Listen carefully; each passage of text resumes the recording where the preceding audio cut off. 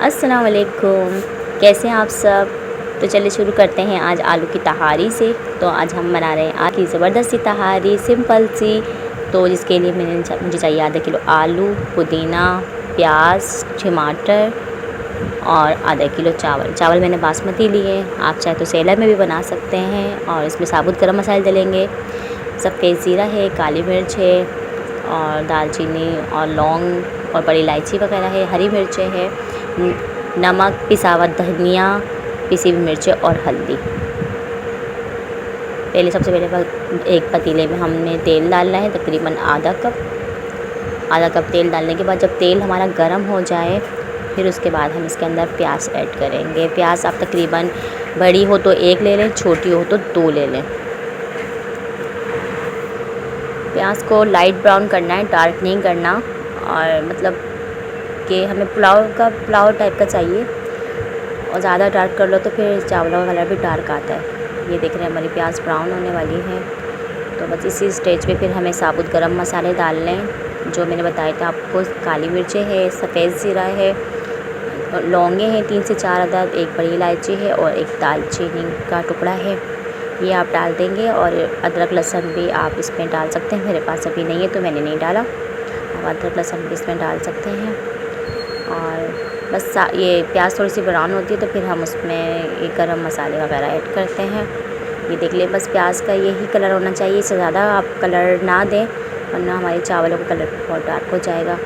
ये हमने सारे साबुत गरम मसाले डाले, इसको अच्छी तरीके से हमने फ्राई करना है थोड़ा सा, ताकि गरम मसाले की आपको पता है बहुत ही प्यारी खुशबू आती है और चावलों की जहानी गरम मसाला होता है।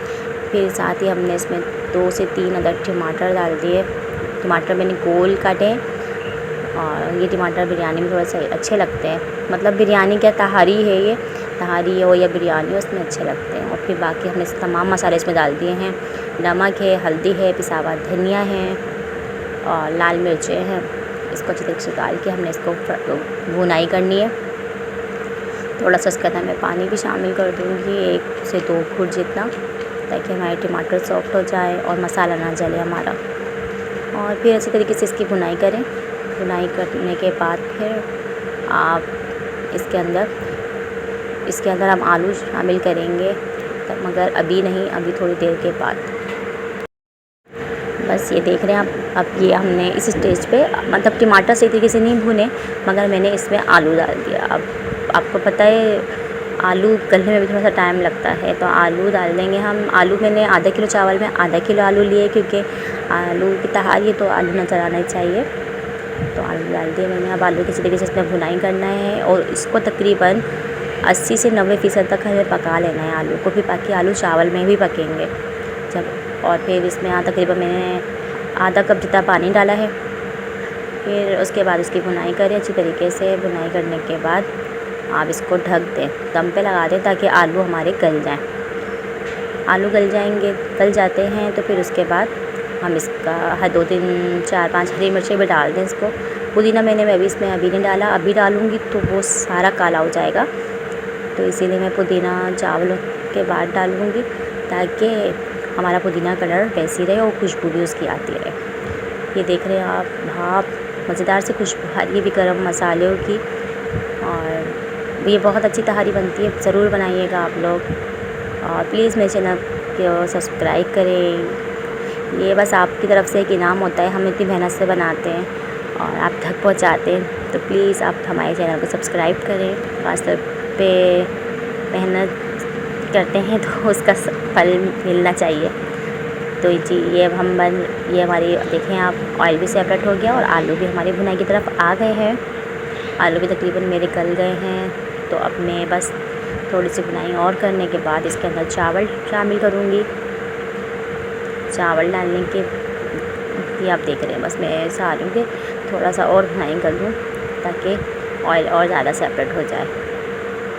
चावलों में भी ऑयल हल्का हल्का सा अच्छा लगता है, बिल्कुल सूखे सूखे चावल अच्छे नहीं लगते। अगर हम कम ऑयल डालते हैं तो बिल्कुल चावलों में वो मज़ा नहीं होता, वो टेस्ट नहीं आता। ये मैंने इसमें चावल मैंने आधा किलो लिए थे बासमती चावल, और उसको मैंने तकरीबन आधा घंटा या 25 मिनट मैंने उसको भिगो दिए थे।